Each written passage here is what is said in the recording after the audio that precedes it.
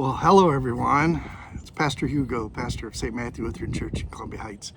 We're working our way through Mark this summer, and this week we have two chapters, chapter 12 and 13. There's a whole lot of stuff going on in here, and it's a lot of dark stuff going on. If this were a movie scene, we'd see the dark clouds gathering and just kind of stormy. It's Holy Week. It's the last week of Jesus' earthly life before the crucifixion, and things are just happening at a very rapid pace. And Jesus is in teaching mode, and he's covering some really serious stuff here. He starts with this parable that really is a dark parable with no good ending. He talks about taxes and resurrection and warning and signs of the end. He talks about something he calls the abomination of desolation, which really, is a very strange thing that we can't really comprehend all that well. And so what do we do with Mark 12 and 13? Well, I think right in the middle of Mark 12, Jesus talks about the most serious thing of all.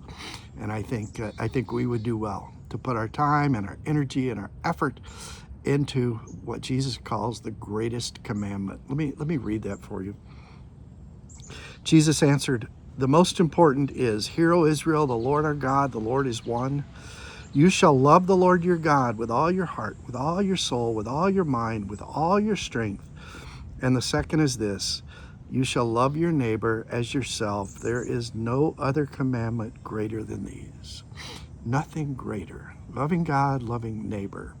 And Jesus is kind of specific about loving God. He says you love God with your heart, with your soul, with your mind, with your strength.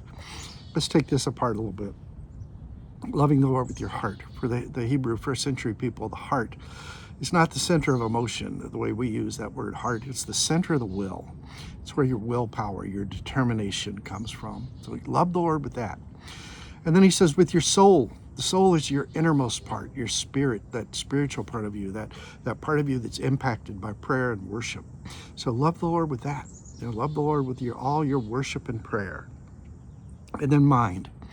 That would be your intellect, your planning, your priorities. Love the Lord with that, with your intelligence. And then finally, strength. Those areas where you have muscle. Maybe it's spiritual muscle, maybe it's mental muscle, maybe it's physical muscle, maybe it's emotional muscle. But you love the Lord with all of that strength that he's given you. And then love your neighbor as yourself.